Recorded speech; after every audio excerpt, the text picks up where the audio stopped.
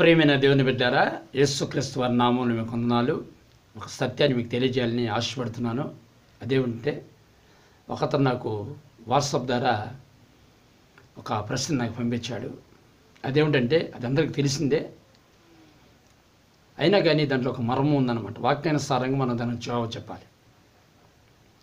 అతను ఏమైనా పంపించాడంటే, కోడి ముందా గుడ్డు ముందా వాక్యానుసారంగా మీరు చెప్పండి. అనేకులు కోడి ముందు అంటున్నారు, కొంతమంది గుడ్డు ముందు అంటున్నారు.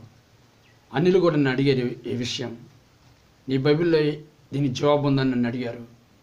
అందుకనే బైబిల్లో దీనికి జవాబు ఉందా? ఖచ్చితంగా కోడి ముందా గుడ్డు ముందా ఏది ముందు బైబిల్ ప్రకారంగా మీరు చెప్పండి. ఇది చిన్న ప్రశ్న అని చెప్పేసి మీరు తీసి పారేయద్దు అని నాతో అన్నాడు. ఆ ప్రశ్న అలా రాసి పంపించాడు అనమాట. సరే, నిజంగా ఈ సందేహం చాలామందికి ఉండొచ్చు. అయితే బైబిల్ ఏది ముందని చెప్తుంది అనే విషయాన్ని మనం ఇప్పుడు తెలుసుకుందాం. చిన్న ప్రార్థన. పరిశుద్ధుడైన తండ్రి, ఈ ప్రశ్నకి జవాబు మీరే తెలియజేయాలని, బైబిల్ ప్రకారంగా మీరు మాకు బోధించమని, సందేహం ప్రతి ఒక్కరికి సమాధానం దయచేయమని యేసు నామములో అడుగుతున్నాను తండ్రి, ఆమేన్. బైబిల్లో మనం చూస్తే ఆదికాండము 1వ అధ్యాయము 21, 23లో దీని జవాబు ఉంది. ప్రతి ఒక్క దానికి కూడా, ప్రతి ఒక్క ప్రశ్నకు కూడా బైబిలే జవాబు చెబుతుంది. అది అన్ని వేసినా, ఏ మతం వాళ్ళు వేసినా, ఎవరు వేసినా కానీ, అది కంప్యూటర్ పరంగా అయినా సరే, అది సైన్సిస్ట్ పరంగా అయినా సరే, అది శాస్త్రాల పరంగా అయినా సరే, బైబిల్ పరంగా అయినా సరే, బైబిల్లో ప్రతి దానికి జవాబు ఉందని మీరు తెలుసుకోవాలి. చూడండి, ఇక్కడ ఆదికాండము 1వ అధ్యాయము 21, 23 వచనం చదువుకుందాము. 21, 22 నుంచి చదువుకుందాము.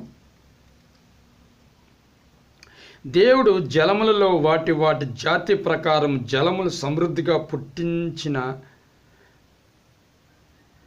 మహామత్స్యములను, జీవం కలిగి చెలించు వాటన్నిటినీ దాని జాతి ప్రకారము రెక్కల గల ప్రతి పక్షిని సృజించాను.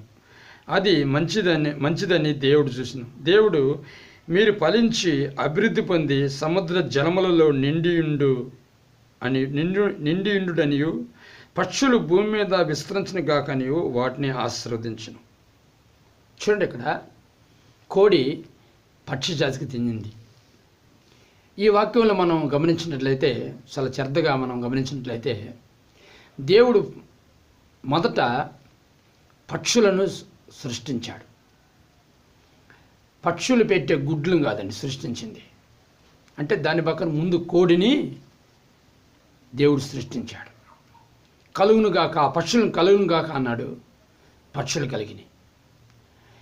ఈ యొక్క కోడి పక్షి జాతికి సంబంధించింది కనుక, ఒకవేళ చెట్లు అయిందనుకోండి, చెట్టు కలుగునుగాక, విత్తనం ముందు కలగలేదు, చెట్టు కలిగింది. తర్వాత కోడి ముందు కలిగింది, తర్వాత గుడ్డు కలిగింది.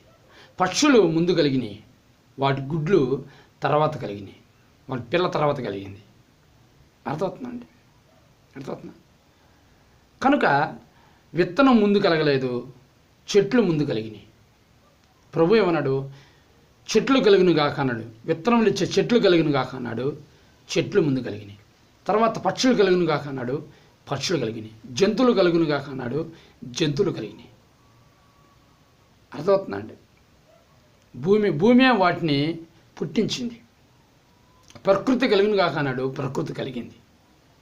దీన్ని బట్టి మనం చూస్తే గుడ్డు ముందు కాదు, కోడే ముందని మనకు తెలియబడుతుంది బైబిల్ ప్రకారంగా. అర్థమవుతుందా? మీరు అన్యులైనా సరే, క్రైస్తవులైనా సరే, ఏ మతం చెందిన వారైనా సరే, ఈ ప్రశ్న జవాబు బైబిల్ ప్రకారంగా మనం చూసినట్లయితే కోడే ముందు, తర్వాత గుడ్డు. ఇది మనం తెలుసుకోవాలి. అర్థమవుతుందండి?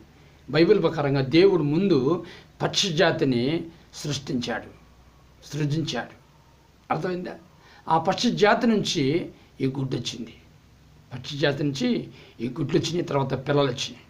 ముందు చెట్లను సృష్టించాడు, చెట్ల నుంచి విత్తనాలు వచ్చినాయి. అర్థమవుతుందండి? ప్రకృతిని సృష్టించాడు, ప్రకృతి నుంచి ఫలింపు వచ్చింది. అర్థమైందా? పంచభూతాలు సృష్టించాడు, పంచభూతాల నుంచి ఫలితాలు వచ్చినాయి. గమనించండి.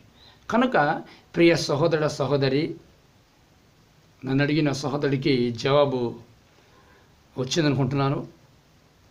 అర్థమవుతుందా? గుడ్డు ముందు కాదు, కోడి ముందు అనే విషయాన్ని తెలుసుకోవాలి మీరు. తెలుసుకున్నారా? కనుక ప్రతి జాతిని కూడా దేవుడు ఏం చేశాడు? సృష్టించాడు. ఇంకొక వచనాన్ని మనం బైబిల్ నుంచి మనం చదువుకుందాం. చూడండి, పక్షులు భూమి మీద విస్తరించిన గాకనియు వాటిని ఆశీర్వదించను. పక్షుల్ని దేవుడు ఆశీర్వదించాడు. పక్షులు భూమి మీద విస్తరిస్తాయన్నాడు, కానీ వాటి గుడ్లు విస్తరిస్తాయని, లేకపోతే వాటి పిల్లల్లో విస్తరిస్తాయని అని చెప్పలేదు ఆయన.